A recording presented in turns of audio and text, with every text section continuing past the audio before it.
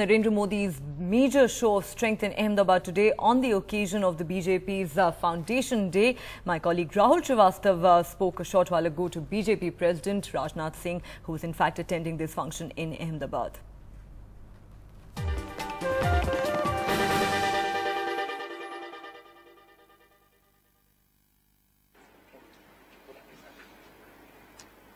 The BJP is celebrating its Foundation Day, and by the time the next year comes, it would well be election time. Mr. Rajnath Singh, the party president, is with us. Rajnath जी, आज सुबेरे आपने एक BJP के headquarter में function किया और आज आप गुजरात में हैं। ये एक सिर्फ कोइंसिडेंस है या एक राजनीतिक सिग्नल समझा? क्योंकि राजनीति में हर चीज सिग्नल होती है। नहीं, इसे कोइंसिडेंस ही मानना चाहिए। गुजरात का 6 अप्रैल को स्थापना दिवस का कार्यक्रम ये पहले से निर्धारित कार्यक्रम था, और वैसे जब मैं दिल्ली में था, स्वाभाविक है कि दिल्ली के बीजेपी के हेडक्वार्टर में भी प्रतिवर्ष कार्यक्रम स्थापना दिवस के अवसर पर होते हैं। इस वर्ष भी स्थापना दिवस के अवसर पर बीजेपी हेडक्वार्टर दिल्ली में कार्यक्रम था, तो उस कार्यक्रम में शिरकत करने के बाद यहाँ पर जो स्थापना दिवस का कार्यक्रम है गुजरात में, वहां शिरकत करने के लिए आया हूँ। लेकिन आप जब ऐसे कहेंगे तो गुजरात के जो लाखों वर्कर्स यहाँ आ रहे हैं वो तो हताश हो जाएंगे, क्योंकि वो तो सिग्नल समझ रहे हैं आपकी तरफ से। नहीं, इसे सिग्नल के रूप में क्या सिग्नल लेंगे? वर्कर्स हताश हो जाएंगे। वो तो कह रहे हैं कि दोनों का आना बड़ी बात है। नहीं, दोनों का आना बड़ी बात है। दोनों के हम सारे लोग बिल्कुल साथ मिलकर चलने वाले लोग हैं। क्या आप कार्यकर्ताओं को यहाँ के कहना चाहेंगे कि अध्यक्ष का मोदी जी के साथ होना एक बड़ी बात है, उनके लिए बड़ी बात है कि ऐसा हो रहा है कि 1 लाख की भीड़ जुट रही है। एक तरह से ये भी देखा जा रहा है कि राजनाथ सिंह जी और नरेंद्र मोदी एक बड़े बीजेपी के परिवार की तरफ से एक नई अरेंजमेंट के तौर में देखे जा रहे हैं, जो कि भारतीय जनता पार्टी को 2014 में आगे ले जाएगी। देखिए, सबका अपना अपना नजरिया है। मैं समझता हूँ उस पर मैं कोई कमेंट नहीं कर सकता। नजरिए को रिजेक्ट करेंगे आप? नहीं, रिजेक्ट करने अथवा इंडोर्स करने का कोई सवाल ही नहीं खड़ा होता है। फिर कहाँ रखते हैं इसे? अपने नजरिए को सम्मान करते हैं इस नजरिए का? नहीं, बराबर हम अलग कब रहे हैं? हम लोग बराबर साथ रहे हैं, थे, हैं और साथ रहेंगे। 2014 और मैं समझता हूँ कि केवल हम दो ही साथ नहीं रहेंगे। जितने हम सब पार्टी के लोग हैं, सब सारे लोग पूरी तरह से एक साथ थे, हैं और रहेंगे।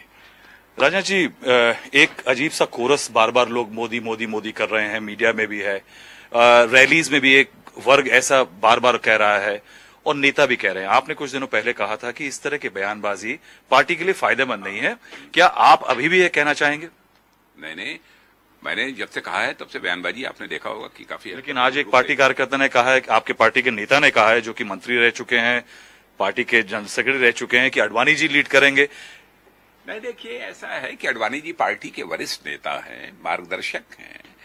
स्थापना दिवस का अवसर है तो उन्होंने जो कहा है, उनका मार्गदर्शन तो बराबर हम सबको प्राप्त होता ही रहेगा। इस सच्चाई को कैसे कोई नकार सकता? यानी जो बात कही गई गलती से कि वो पार्टी को लीड करेंगे, पार्टी के फेस होंगे, वो सही नहीं है। नहीं, देखिए, लीड करने के बारे में जहां तक सवाल है, या तो हमारे यहाँ सेंट्रल पार्लियामेंट्री बोर्ड फैसला करती है। मैं बार बार कह चुका हूं कि 2009 में भी जब अडवाणी जी को हम लोगों ने प्रोजेक्ट किया था, तो अडवाणी जी ने नहीं कहा था कि हमको प्रोजेक्ट किया जाना चाहिए। उस समय भी सेंट्रल पार्लियामेंट्री बोर्ड की बैठक मैंने बुलाई थी और सेंट्रल पार्लियामेंट्री बोर्ड की बैठक में फैसला हुआ था।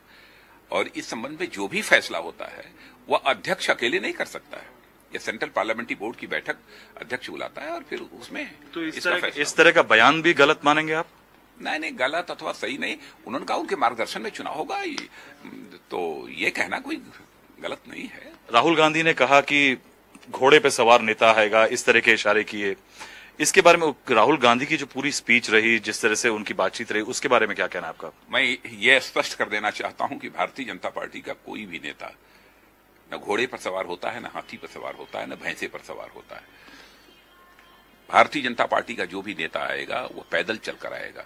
वह नेता आएगा जिसने लंबे समय तक अपने जिस्म का पसीना बहाने का काम किया है, पार्टी को कंट्रीब्यूट किया है, पार्टी के लिए काम किया है। वह आम सहमत के आधार पर ही वह नेता आएगा और पैदल चलकर आएगा, घोड़े पर सवार होकर नहीं आएगा। एक आप भी हैं, आपने बहुत मेहनत की। नहीं, मेहनत से क्या होता? मैं तो पार्टी का अध्यक्ष हूं। मैं तो उस मीटिंग को प्रेसाइड करूंगा, पार्लियामेंट्री बोर्ड की मीटिंग को, जिस मीटिंग में यह फैसला होगा कौन प्राइम मिनिस्टर कैंडिडेट होगा, नहीं होगा तो कब होगा, अथवा क्या स्ट्रेटेजी चुनाव के लिए बनाई जानी चाहिए। वह जो मीटिंग होगी उसको मैं प्रेसाइड करूंगा। कांग्रेस ये भी कह रही है कि भैंसे पे सवार होने की बात कर रही थी नरेंद्र मोदी जी के लिए। इस तरह की भाषा के बारे में आपका क्या कहना है? अब कुछ लोग ऐसे होते हैं जिनके पास शब्दों का अकाल होता है, उनके बारे में मुझे कोई प्रतिक्रिया व्यक्त नहीं करनी है। मैं इतना ही कहना चाहूंगा कि भारतीय जनता पार्टी का वही नेता आएगा जिसने समर्पित भाव से जनता की सेवा की हो, और आएगा तो पैदल चलकर ही आएगा, किसी सवारी पर बैठकर नहीं आएगा। क्या आप ये भी कहना चाहेंगे कि वो एक्सपीरियंस्ड आदमी होगा?